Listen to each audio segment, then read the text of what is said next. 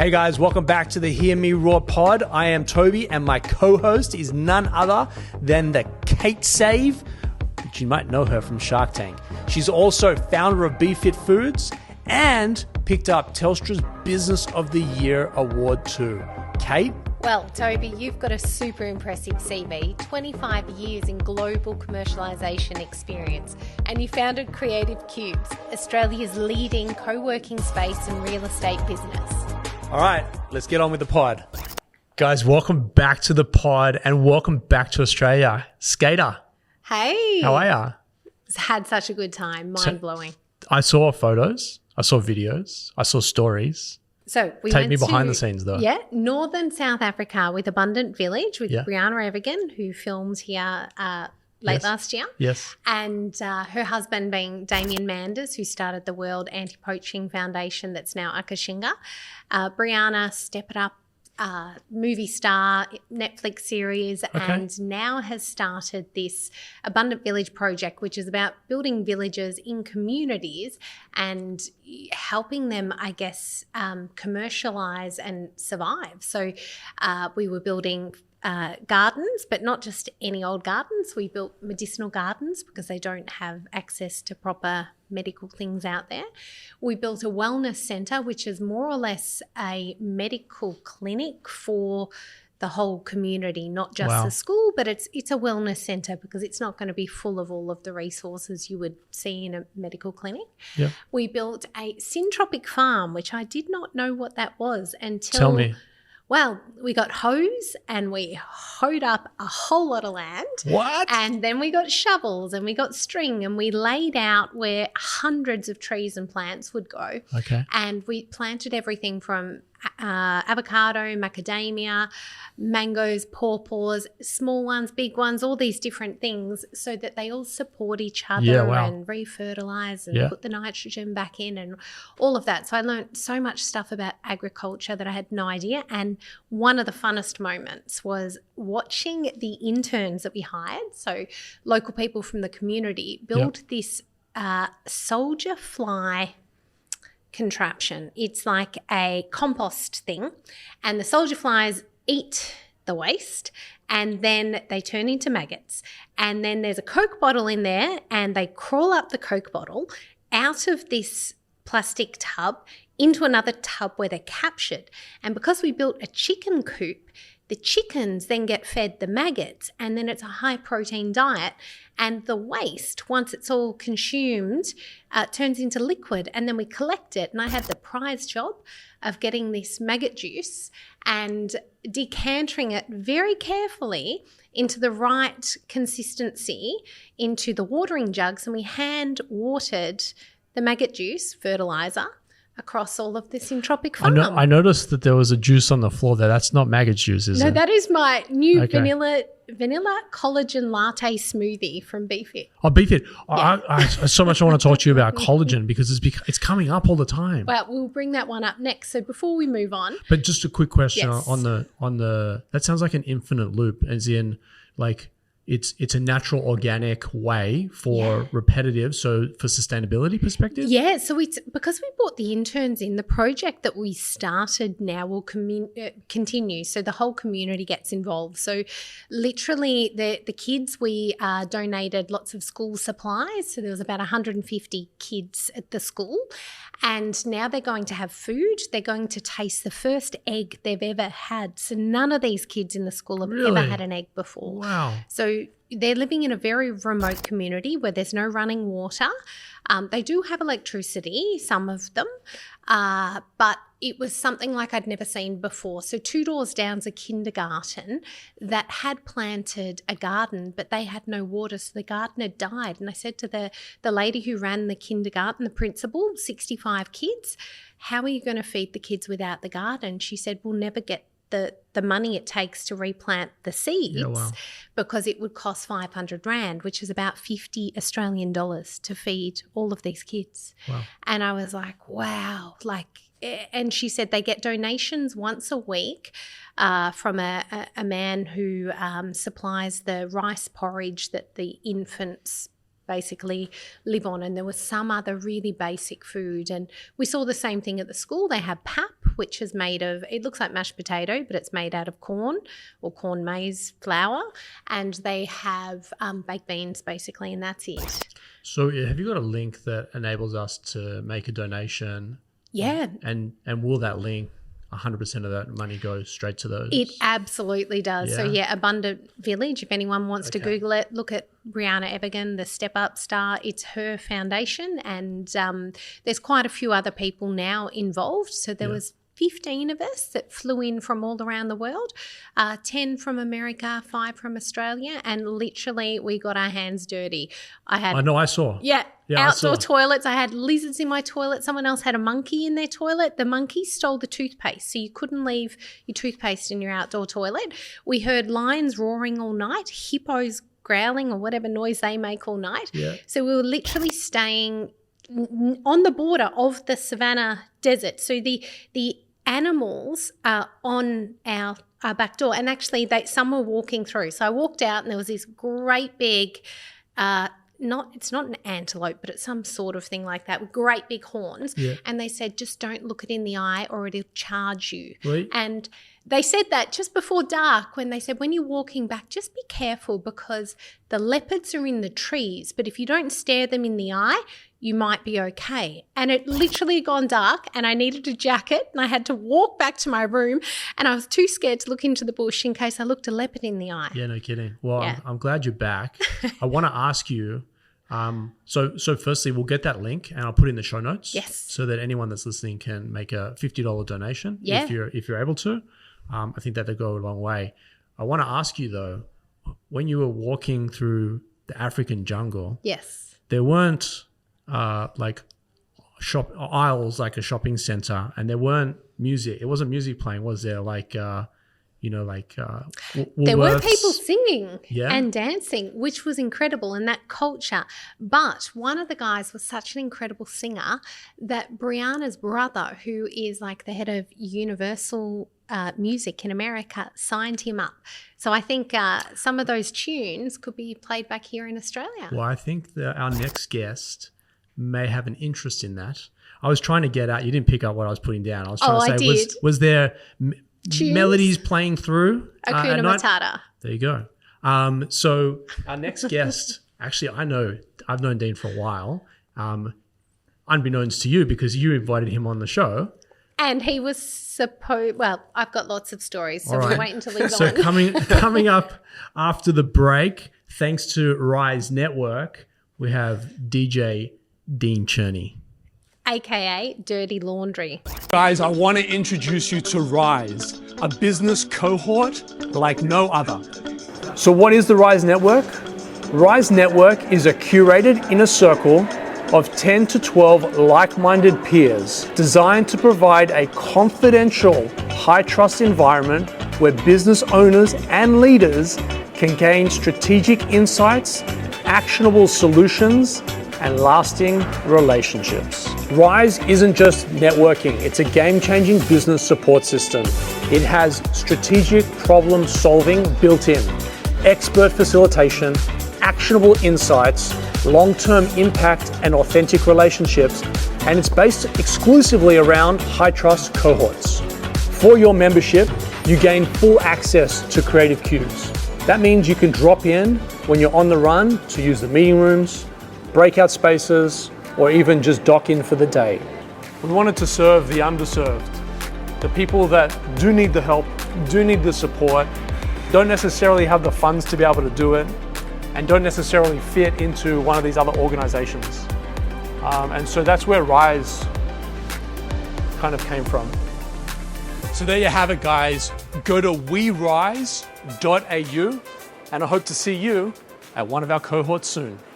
Kate, Dean's in the studio. He Dean, is. welcome to the show. Thanks for having me. It's a pleasure.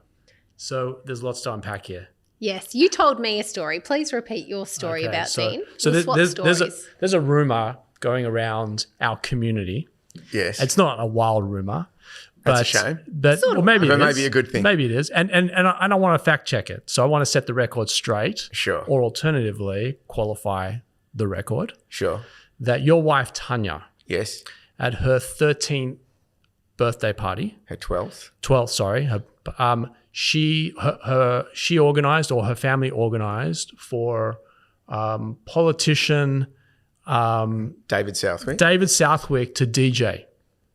Unfortunately, David wasn't available that night. Yes. So unfortunately, you were rolled in, or fortunately, you were rolled in. And how many years later, you guys are married with kids? Yeah, it's not exactly that. It's a close thing. So David Southwick, who is the member for the Caulfield area in Victoria, he used to be a DJ. He used to specialise in doing kids functions. I used to DJ, and at one stage I did kids functions, and then I started detesting them. Essentially, you're just a glorified babysitter while the parents all left you in charge of 100 screaming kids. And they weren't as interconnected because there was no social media back then. And so Tanya wanted David Southwick, but he wasn't available on that weekend. So her mum went and booked me to DJ. And when when Tanya was informed of this, she said, "No, I'm not having that guy, Dean Cherny. There's no way." I'll just marry him instead. Who's he?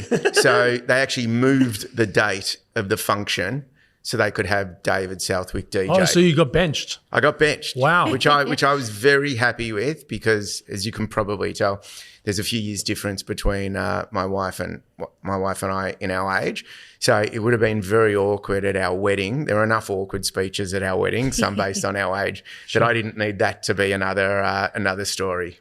Mate, thank you for setting the record straight. That's okay. We'll short reel that and make sure that gets some virality to it. And then Kate, we share a calendar in as much as, hey, we're filming today.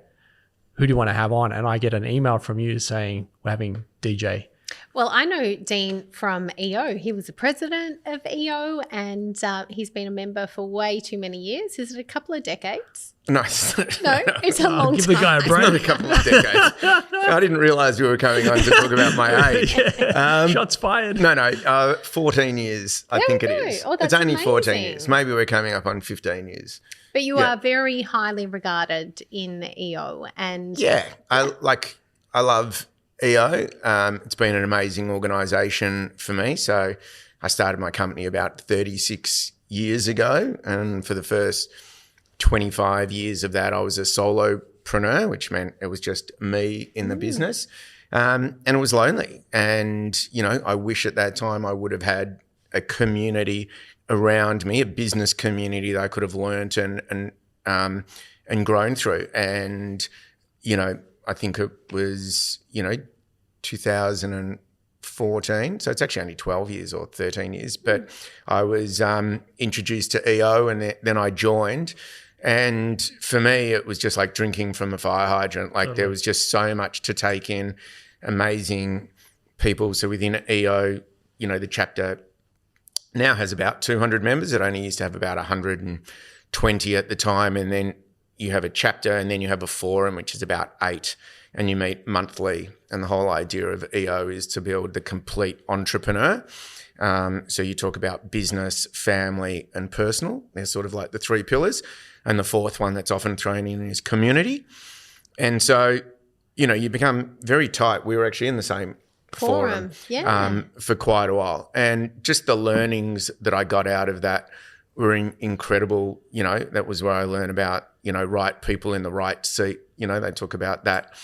I had never heard of that before. So, I went to every event. It gave me an opportunity to learn so much. And then it's a growth organisation. So I took the opportunity to join a board because I wanted to skill up in regard to that. And then very quickly the board recognised that they thought I'd be a good leader. So then they asked me to take on the role as chapter chair, which I did after 3 years. And, you only get 1 year at it because you have to roll off and give someone else the opportunity. So, I've loved it. It has taught me so much. I remain a member because the membership is not expensive, and I get the value out of it probably, 5 or 6-fold every year. Your business has now gone global. You're an international business. So when you started, it was just Australian based? Australia, New Zealand, essentially, yeah. And then and tell us that transformation from your Music Melodies to storePlay, and that most of that happened during COVID. You know, I started this company, like I said, 36 years ago, 1989. I was DJ Dean and I was studying marketing, and I combined the two for my final year assignment and created Marketing Melodies. And essentially it was an in-store music business. We had to present to a retailer, which we did. I presented to someone from Portman's. They loved it. They literally straight after the presentation said, "Do you want to do our music?" So I literally rolled out of university with my first client and only got a pass for the assignment. So shows what they know back the at... cash in the bank was worth more. Yeah. So that was sort of where it all began. I was mixing records onto cassette in my bedroom. Then from there, CDs sort of started in the early 90s. So when we started doing CDs. And then with the advent of iOS, we built the world's first app on the iOS platform for in-store music. So got all the licenses and everything from all the record labels to do that. And then we just sort of continued to grow. We then rolled into digital signage. We picked up the Just Group as one of our clients, and they wanted us to do all the digital signage in Smiggle. So I then had this thirst for sort of building technology, and everything was swimming along beautifully. And then COVID hit, and then I sort of say that was the day the music died. You know, we exclusively work on in-stores. So we essentially lost 80% of our revenue in a week. I understand. Thankfully, we had a couple of retailers that were considered essential services. We did David Jones. I was never quite understood why they were an essential service, but they were. We also did Optus and Telstra. So that sort of kept it going in. And by that point, I think even in 2019, I think I only had 2 employees. So it was still a very, very small company. And we managed to sort of push through that, but I sort of recognised that retail was going to change on the other side. So we built a queuing platform so you didn't have to deal with people breathing COVID down the back of your neck. And that was called Social Queue. So I essentially ended up with 3 different businesses. There was storePlay, which was in-store music, there was storePlay display, and then there was Social Queue. But they were completely sort of separate, even though they were targeting the same customers. And then what we did a couple of years ago, we sort of went and did a rebrand, repositioning kind of piece. And we sort of decided that we'd bring everything under the storePlay banner. So Marketing Melodies is the parent company. Consider that like Alphabet. And then you've got Google underneath. They're still a little bit bigger than us, but we're trying to mimic them. It's very close. And catch them. Just probably knock 4 or 5 zeros off and we'll be close. And so what we ended up by doing was we ended up by having storePlay radio, storePlay display. We turned Social Queue into storePlay IQ. And then we moved into scenting. So we have storePlay scent. So we do fragrance in store. And then we wrapped all of that in a retail media kind of piece where we can do in-store advertising and all of those kind of things. And that's just really changed how the business is perceived. So we've literally just rolled out our single sign-on platform. So we're the only company in the world that actually allows you to control every part of your in-store environment from one retail operating system. Fantastic. We should talk offline, because we're getting to a size now whereby we're running ads and people are approaching us to get their ads into our community. And I'm a bit of a gatekeeper because I want to make sure that there's integrity and the stuff that my members are being fed I can stand behind versus just taking an ad. But Sim, who you know, is looking after a division called Cubes Media. And so there might be something there for us to have a little dabble with. We're probably insignificant to the size of some of the clients that you've got, but we have a highly engaged audience. So I think there's some power there. We love working with all businesses, especially businesses that are doing things quite differently and thinking differently, because that's how we think. Everything that we're trying to build is something that's quite unique and that what our customers want. And if there's a customer that comes to us and buys into what we're trying to do, then we want to work with them because that also gives us the opportunity to do case studies.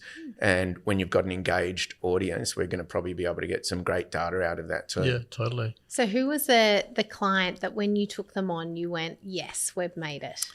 So, look, we literally rolled the first store onto this new operating system, which we've just completed literally only a week ago. Oh, wow. And so 5 weeks in podcast land. it took, so I'll be able to share more. I can't really share at the moment because this is a concept store for them to roll out, hopefully the whole chain of roughly 100 stores. But the conversations have just been really interesting. You know, there's the theory of the blue ocean strategy. So for those that don't know, you know, there's a red ocean that you can operate in, which is where all of your competitors are. And what really differentiates a brand is when they can create a blue ocean, which is something where no one else is. And we used to operate in that red ocean, you know, because we were doing music. So there's lots of in-store music companies. There's lots of digital signage players, you know, there's scenting companies and yada, yada, yada. Now that we've got a retail operating system, which is something that no one else can do, you know, we don't need to compete on each component of it. We compete on the full picture. And that's been really exciting. And as we talk to retailers who their ops teams are time poor and they don't have the time to log into 4 different systems to change all the different parts, and they can get a holistic view of their stores, it really is resonating with them, and we're really excited by the next And is 12, this 24. only available in Australia and New Zealand? No. We've got a few stores in the UK that are sort of interested in doing it. Great. So when we built Social Q, which is now IQ, one of the things that sort of strangely came out of that was we got asked to do the Australian Open and do the queuing at the Australian Open, and that led us to do Wimbledon. Can you just define queuing? So a virtual queue is, instead of waiting in line to be served, you can scan a QR code and then you can wander around the store freely, and when it's your time to be served, you just get a text message. Amazing. And we do all the click and collect bookings for Kmart. We do all the shoe fittings for the athlete's foot. So if you want to go in and get a shoe fitting, you know, back to school is pretty crazy with all the shoe retailers. So instead of, you know, mum having to wait there with 4 kids that are screaming and there's a 20-minute wait or half an hour wait, they just scan the QR code. They can go grab something to eat, go to another shop, and then they get a text message when it's there to be served. Yeah. So cool. Yeah. So that, you know, when I built it, it was really about dealing with density limits in retail, because it was 1 person per 4 square meters. So they had about a quarter of the amount of people in store. And I just knew, and this has sort of always been my philosophy, is, you know, it's a bit of build it and then sort of work my way from there. Like, I was hoping that COVID wasn't going to last forever. But I knew that if I built a tech platform that had good values and worked well, that we could then, adapt it to make it work in other opportunities. Do you think, Dean, COVID in hindsight, obviously going through it was hell on earth for everyone, but in hindsight, do you think it was the storm that came to kill you, as a storm that actually made you? I don't really know if it was that. Like, I assumed that we'd always come out of it, and because we had a lean team, there was 3 of us in the business. We could make it happen. So I never felt like my business was on death's door. Like, it was a pretty challenging time, I think, for everybody. I don't think we were one of those businesses that sort of just, 20x'd out of it. Like, I don't think the business, got that growth and that growth spurt and picked up all of these things, because if anything, what happened was there was actually a diversion of funds in retail from being about in-store environment being into omni-channel, because the retailers had to adapt. Yep.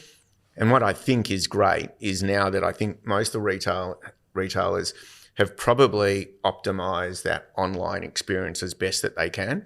And now they're turning back to retail as to how can we create great experiences. You look at a brand like, Adore Beauty. They've always been online, but now they're opening retail July Luggage was originally online. Now they're rolling out stores. LSKD. Yeah, all of those, one of our customers. Luxury Escapes. And so I think what that means is there's a huge opportunity, and our new brand positioning is that we fight boring retail, and that's really what our mission is. We want to make those store environments as engaging as possible, so people want to come in, and that when someone goes into that store, they connect with the brand, which then makes them advocates and want to return into that store environment, which is still where about 70% of transactions take place. And I think that's a big thing post-COVID now. We're all hungry for connection, and that connection really has to be face-to-face. Like, we can do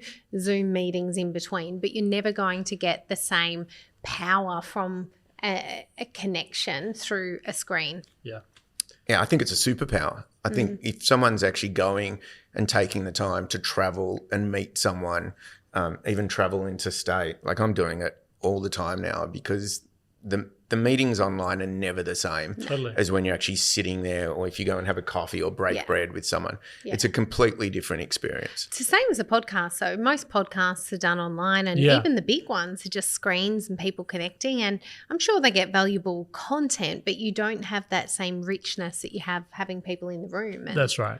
And it's a very comfy couch. I know, it's amazing. It's sense of and fashion. That's the bit we forgot. Dean has DJ'd over 150 fashion shows, including all of the big ones. So the Melbourne Fashion Festival, Sydney Fashion. I heard him at the Byron Bay Hotel a couple of summers ago. I've done a few Byron Bays. Wow. Yeah. So like when Melbourne Cup? when I did a bit, yes, I used to DJ for Maya at the Melbourne Cup. Like when I first started, Marketing Melodies, and I was a DJ, one of the things was that, how am I going to position myself in the market? And I sort of decided that one of the ways to do that, if I wanted to be working with fashion retailers, and I'd say our business probably, storePlay does more fashion retail than any other provider in the country.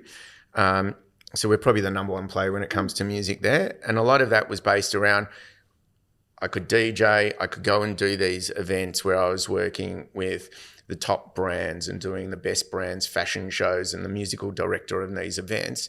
And then that just added to, the kudos that had. Yeah. So when I then went and spoke to another retailer and so sort of, what's your CV? Well, I was just the fashion, the music director at Sydney Fashion Week or for Melbourne Fashion Festival or something of the like there. And was every brand is Laundry? aspirational.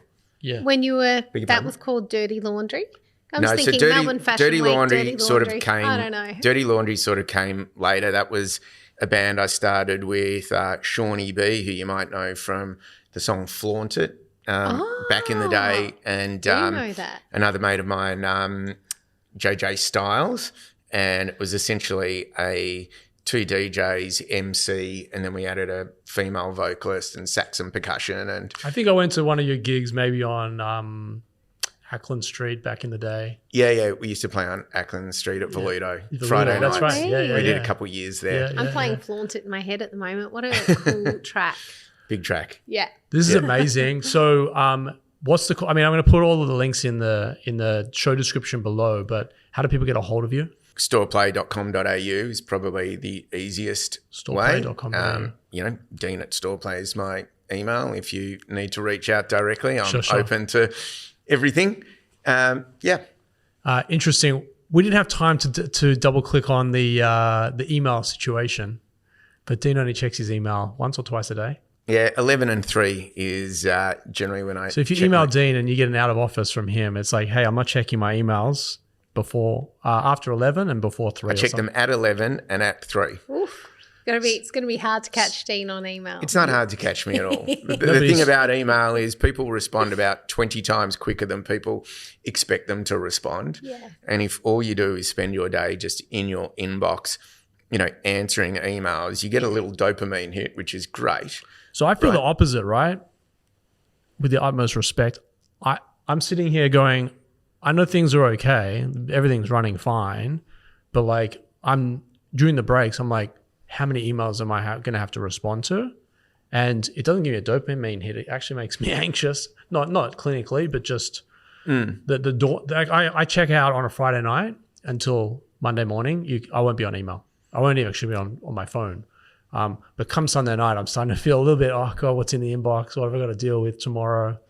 Starting to feel that way. The expectation setting's good though, because I think when I get the bounce back from Dean, I'm like, he's told me he's going to look at it, but not right now. He's got other things on. And my number's on the email. It's like, if you need me, just text me and I can get back to you. But it allows me then, I spend an hour each day, before that second one, so 2 till 3. It's like my deep work. So I just spend time there. No one's allowed to disturb me. No one's allowed to put anything in my diary. And I just spend that time thinking about the business, what we're doing, strategy, sales, positioning, all of those kind of things. What are the things that we should be doing to sort of drive the business forward? And I think so many, people get caught up in the urgent. They don't work on the important. Yep. And so I try to every day give myself that opportunity to work on what's important, because that's ultimately going to drive what happens in the business and the business's growth. Like, most of those emails that come through are very rarely anything that's actually going to help my business grow. Any of our big sales opportunities are going to go to my sales team and things like that. Sometimes this is just ticking off stuff and doing things like that. So, I got a response from someone actually, the other day that I think was like 4 weeks, since I'd emailed them, and they just got back to me and said, hey, I've been busy and this. And I'm like, yeah, cool. Like, people are generally fine with it, unless it's something you really, really need, like right there and then. And anyone can contact me on my mobile. So look, it works well for me. Most people, not most people, everyone I know that I've spoken to about it thinks it's awesome. I had one person that wrote back and said, well, I'm not going to do business with you. Seriously. You don't care enough, and I'm so like. The takeaway for me is you're working on the business, not in the business, and you're dealing with the big rocks versus the sand and the water. Yep. Yeah. And that's really important. I think there's a lot of business listeners out there on our pod that will really value it. I think like setting a strategy is one thing, and actually sticking to it is another. Yeah. But actually, more importantly, what I'm hearing is like the emails is almost like the rats and mice, and like you'll deal with that rough, right, as you need to. But actually the big boulders that you're trying to push up the hill is where your energy and focus is. Absolutely. And I love that. Yeah. Me too. And So the guy that wrote complained. back to me, he self-selected out, and that was perfect, because he's probably not a customer that we want. That's fine. So I get it. win-win for everybody. I didn't even need to go through that. Guys, we're going to come back after the break. There's lots to unpack here, but first, a word from Luna. Thanks, Dean.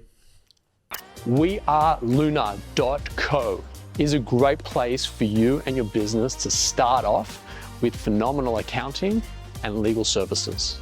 So if you're a startup or a scale-up looking for legal and finance support, or alternatively looking to raise capital, weareluna.co is where you need to be starting off. Kate, that was awesome. It was deep work with Dean, 2 Deep till work 3. with Dean. I love that, I working do too. on the business, not in the business, and that creative thinking. Although my brain goes, am I most creative at 2 till 3 p.m. or am I thinking about school pickup or something else? My creative brain is probably earlier in the day. My I creative think. brain's 2 to 3 Is it? a.m. Oh, right. Yeah. Yeah. I was going to say, that mid-arvo for me. No, I'm fried. not sure if that's my No. best. I actually get home and I have like an hour and a half with the kids. Yeah. And then they go and do their thing and get dressed and all, get ready for bed and all the rest of it. And there's times where like, guys, I just need my time right now because I'm Yes. just burnt. Yes. But I've actually developed a really bad habit, waking up at like 2 to 3 a.m. Really? Yeah. And I can't shake it at the moment. That's interesting. So what I think about Dean's 2 till 3 p.m. is probably nothing urgent is happening there. So maybe that is a good time Yeah. because maybe, school pickup hasn't started. Things that you were urgent, you got done, meetings. People are not going to be critical about a 2 o'clock meeting. I feel like there's Well, other times I think of the like day. if you look at your calendar, Yeah. a lot of the heavy stuff that I'm doing specifically happens in the mornings. Yes. And almost done before 1 o'clock. And then 1 o'clock in the afternoon to sort of 5 or 6 is important stuff. But to Dean's call out, it's in the business, not on the business. Yeah. And the stuff in the morning for me is on the business, not in the business.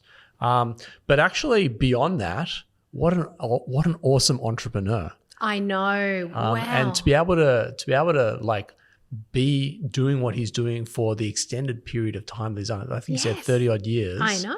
Which is phenomenal. He's clearly wildly passionate about his music as a former DJ. Apparently his house is some designer house that him and Tanya have created. So like the music is a part of the space in the house. No doubt. And he has a Lego soundtrack. No doubt. When they build Lego, there's a track for that. No doubt. Yeah. He is phenomenal.